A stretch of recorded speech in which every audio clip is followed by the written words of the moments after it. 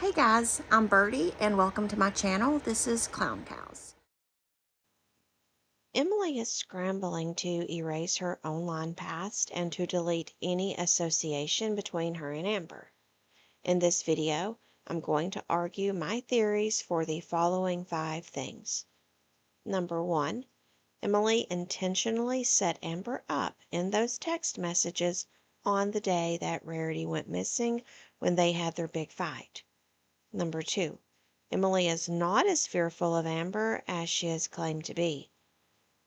Number 3, Emily and Amber are two equally disturbed and awful people who deserve the stress and chaos the other brings. Number 4, I think Amber might have texts, voicemails, or information that could prove why Emily is trying to scrub the internet off her name. Number 5, Aunt Tammy has far more insight into this mess than what we realize. It's important to remember that, as always, everything I say, suggest, or imply is nothing more than my opinion, which could be wrong and is likely flawed. Please do your own research, and don't be afraid to think critically. Don't be afraid to apply perspectives and conceptualization to your ideas and theories. And don't be afraid to look beneath the surface. Question what you're being told. It is okay to make your own evaluations and to use every form of thought when developing your own personal beliefs and conclusions, and it's okay if no one else sees it the way that you do. We've all seen a few of the text message exchanges from when Amber was in Wisconsin, but by no means did we see 3 months' worth of those text exchanges, nor have we seen any evidence of where the couple communicated their plans for Wisconsin. I think it was more than what we've been led to believe so far, and as we go, I'm going to explain why.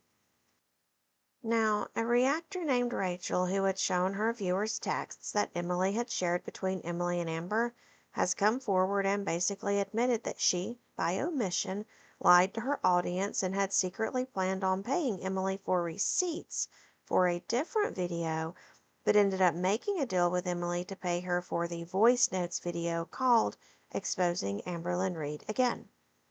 To me, Rachel has shown herself to not be a very reliable source since she manipulated and gaslit her audience for monetary gain.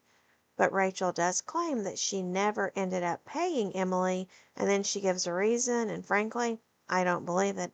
I do believe her reason was a manipulation of the truth. I know this may sound irrelevant, but it's not at all.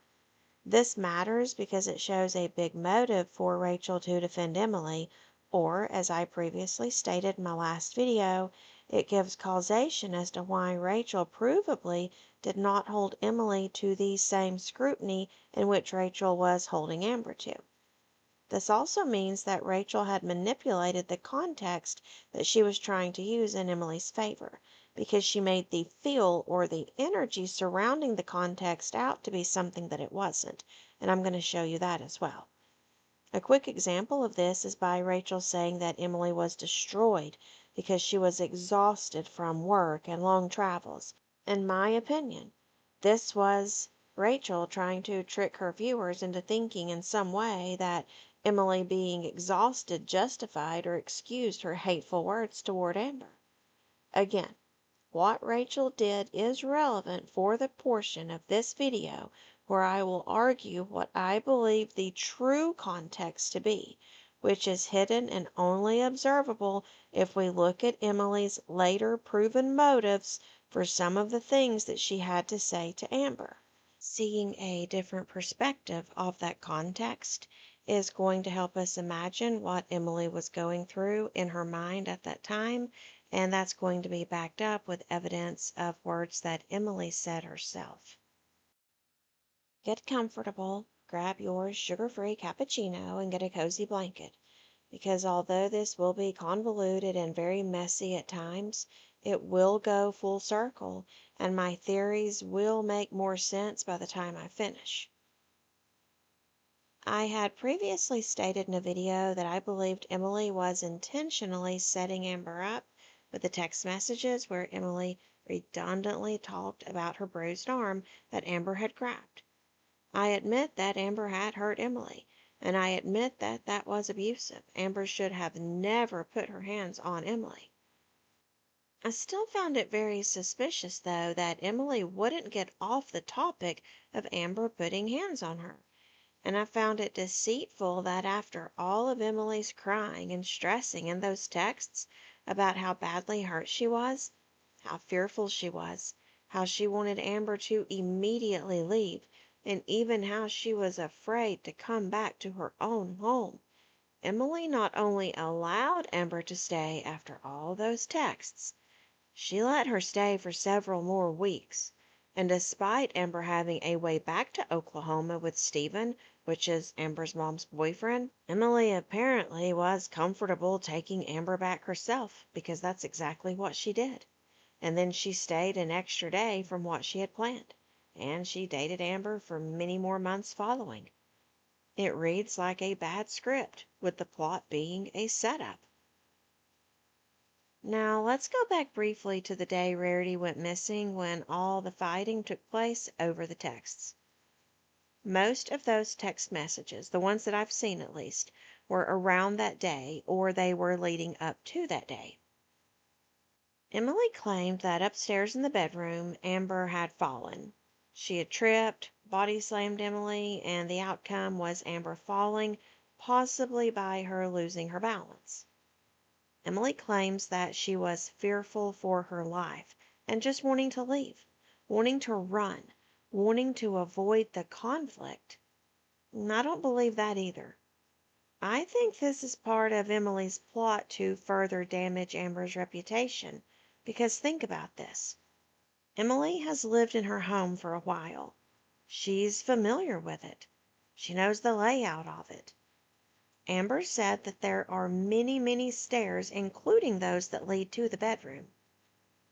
Based on Emily's story, we are supposed to believe that when she was able to free herself from that bedroom in a panicked state, her heart pounding because she's been triggered by a trauma, and then Amber is trying to block the bedroom doorway, making it very difficult for Emily to get out. And Emily's automatic response, her go-to, is flight. It is to run. It is to flee the perceived danger or confrontation. And Emily says that she ran downstairs to put her shoes on so she could quickly leave. Frankly, I don't believe Emily. Why should I believe that Emily, someone who has lived in her home for a while and she is accustomed to her many stairs, was able to run down the stairs but couldn't put her shoes on quickly enough to get out the front door before Amber getting down there and blocking it? I simply don't believe that in Emily's frantic running for her life, Amber was faster than her, that Amber could make it downstairs so quickly that Emily couldn't even exit the house before Amber was blocking the doorway. I think Emily and Amber were fighting back and forth the entire time, and that's how Amber made it downstairs to stand in front of the front door.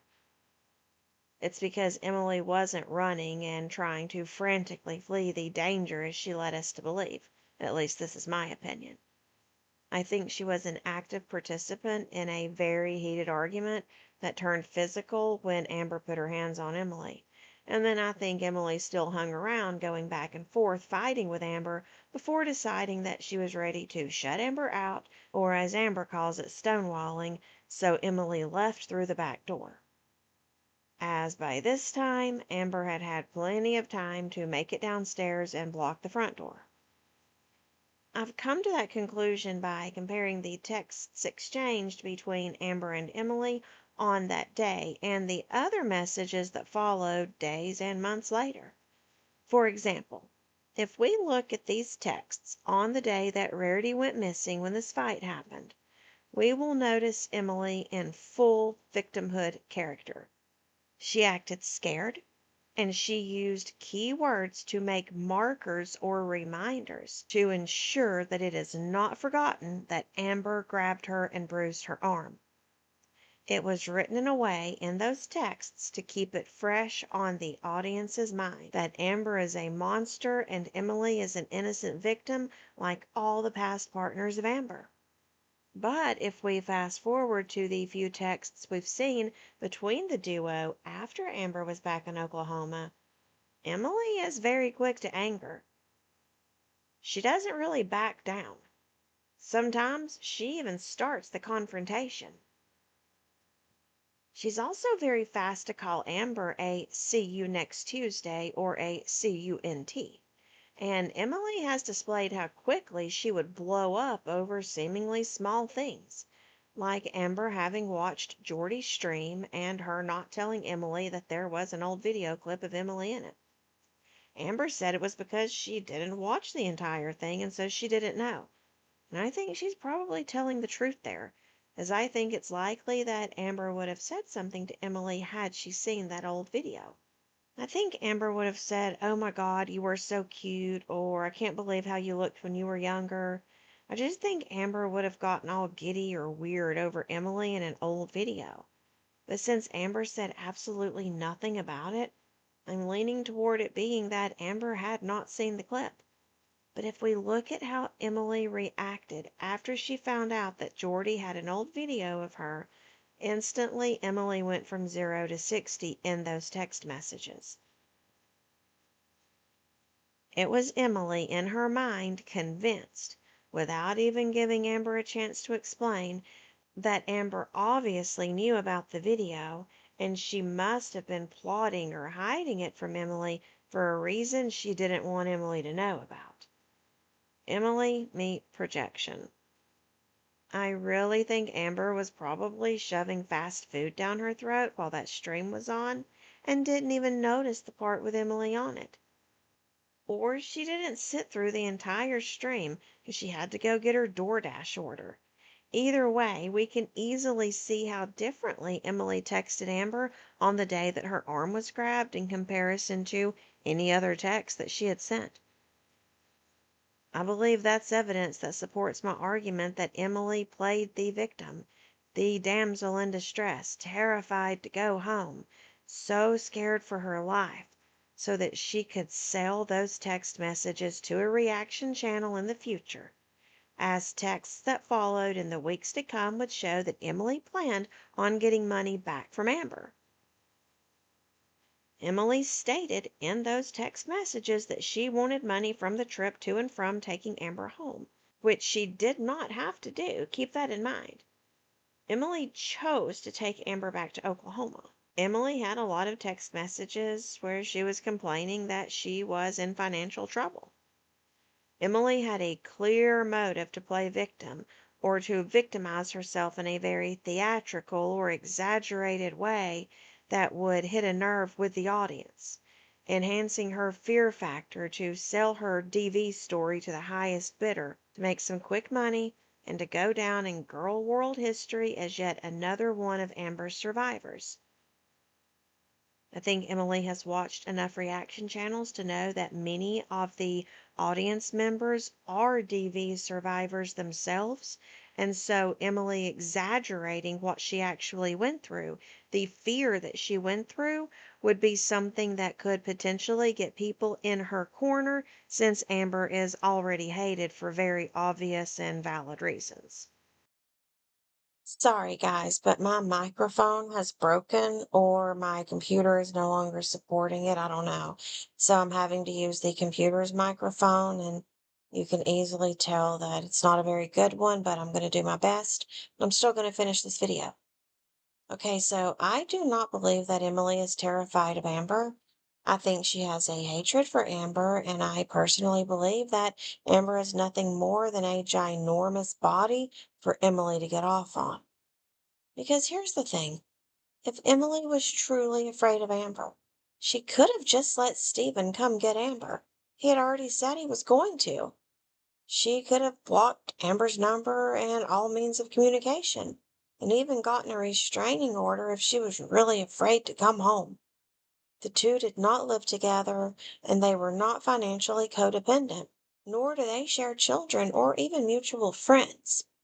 Emily could have completely shut down the Amber part of her life at that time had she been afraid of her or truly, truly injured.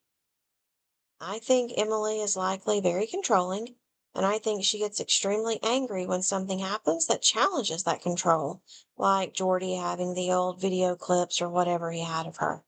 And I think she's sneaky, deceitful, hypocritical, and extremely vengeful. I also think she's very exaggerative in the way she speaks. I think Emily likes to punish by humiliating and wound by attacking someone's insecurities. Hence the way she went after Amber by calling Amber Pocahontas, or saying that she would look like a melting candle if she lost weight, and whatever those nasty, vile, disgusting things she was saying. She was angry and she was unleashing her rage through the words that she was using.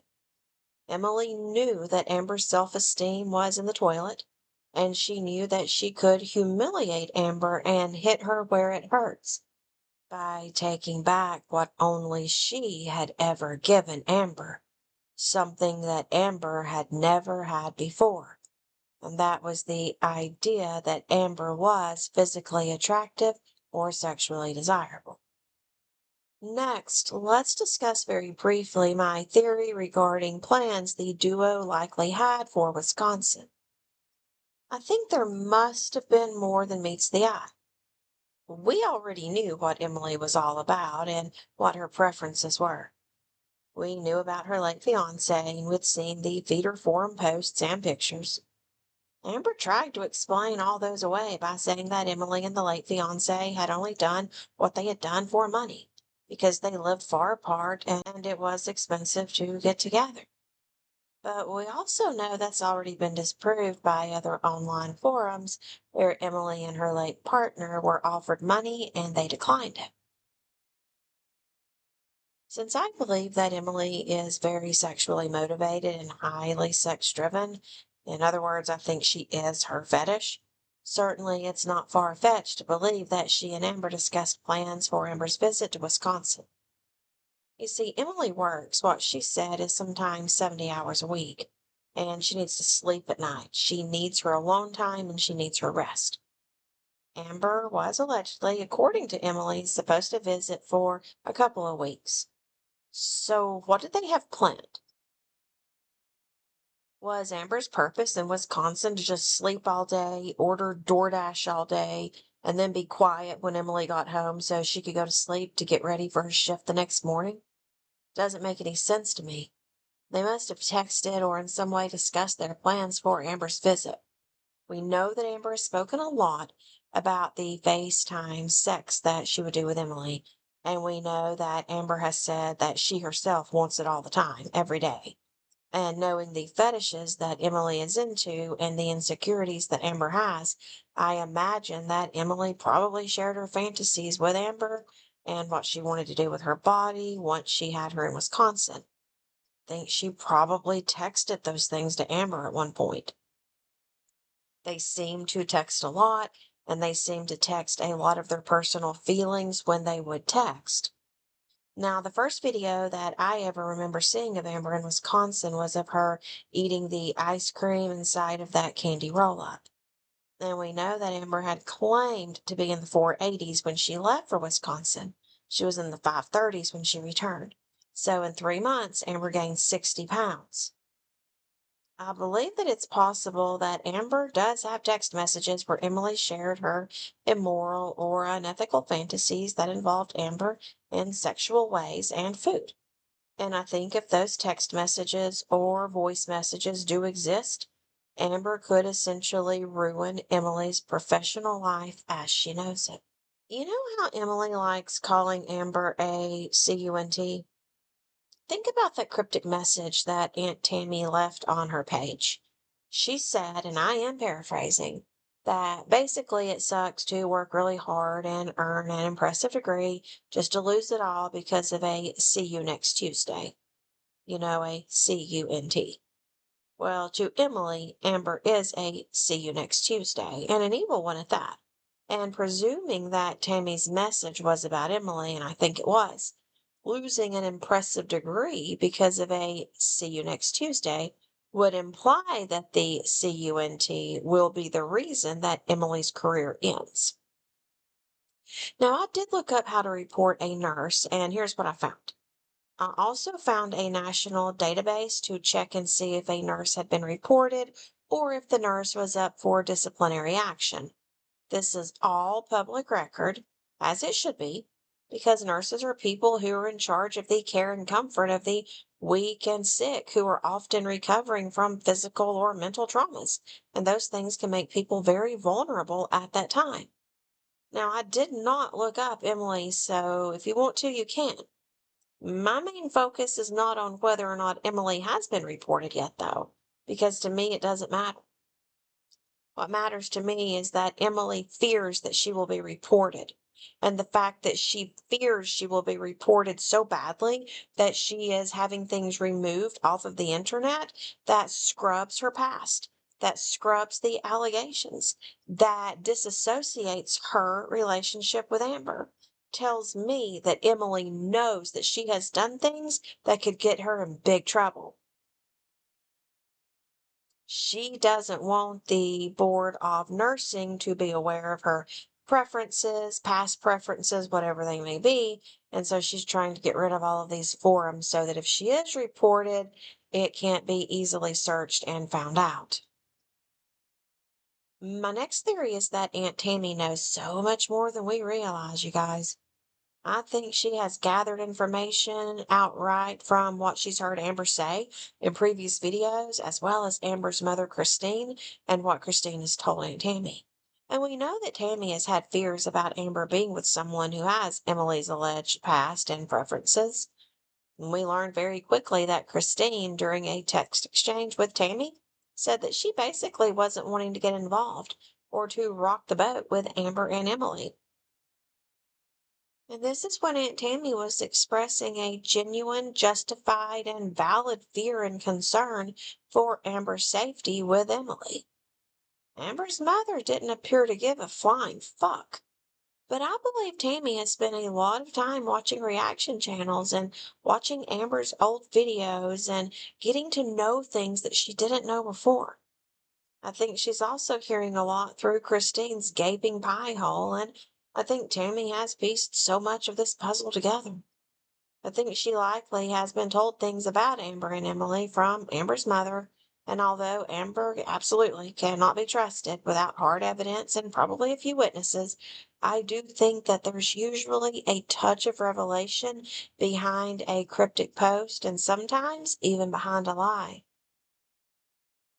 When Aunt Tammy, again presumably, directed a message at Emily and referred to Emily losing it all over a see you next Tuesday, I think maybe, just perhaps, Tammy was saying things exist that Emily cannot erase, things that Emily cannot control, and that the see you next Tuesday might be the holder of that key that ends everything, which in my mind could be the private communications where Emily made it known to Amber what she wanted to do with her in Wisconsin, and those things probably would result professionally as being unethical or immoral.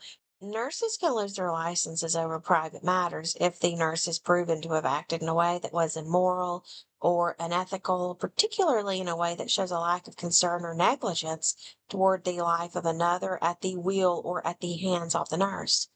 So a nurse, for instance, who fetishizes about overly feeding someone who already suffers from severe weight-related health issues and a lack of true mobility, if that nurse wishes or fantasizes things and puts those things in writing, texts them, or audio records them, that nurse can lose his or her license.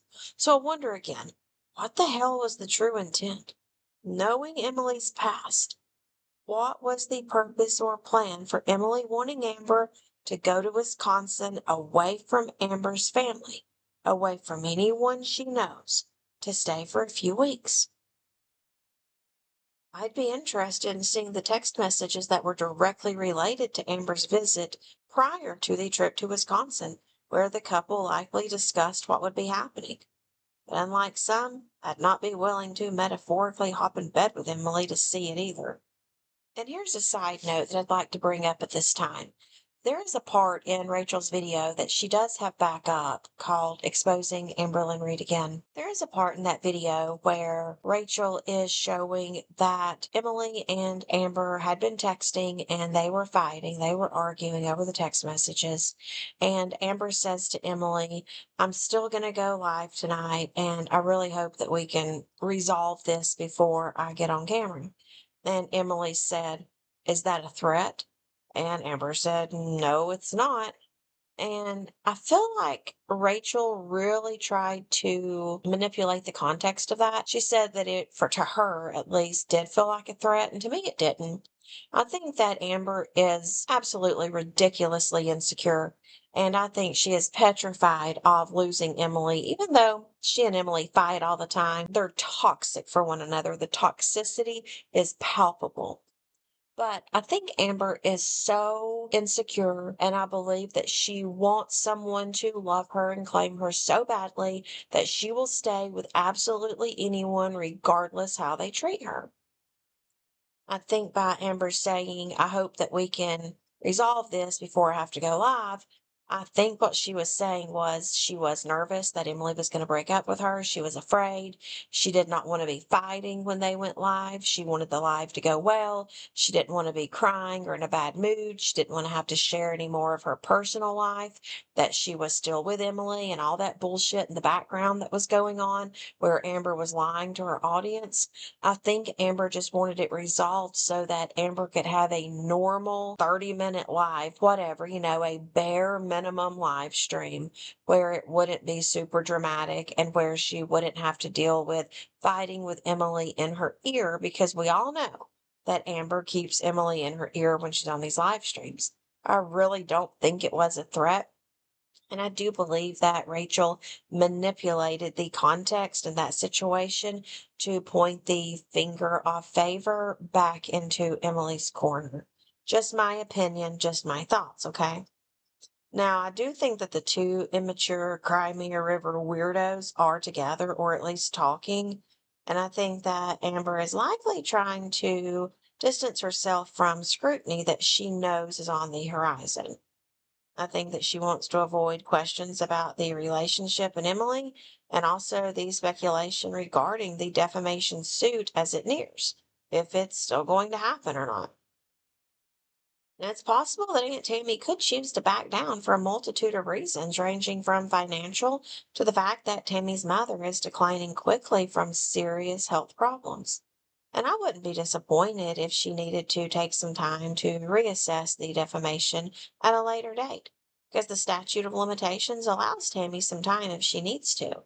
But I do think that Tammy will be the victor at the end. After all, she deserves to be.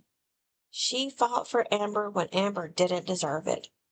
She stood up for and protected Amber's mother when no one even knew about it, and Christine didn't even act like she appreciated it. I think Tammy has won the right to seek justice for a wrong that her nasty niece tried to use to silence her. Of course, I don't know anyone that I'm talking about, and this is all just my opinion. But the fact that Aunt Tammy filed a defamation suit means that Tammy is claiming that Amber's accusations were false. And until I see evidence to the contrary, I'm choosing to believe Tammy over Amber. In conclusion, I theorize that Emily used the text messages on the day of her big fight with Amber to set Amber up. I think Emily needed money.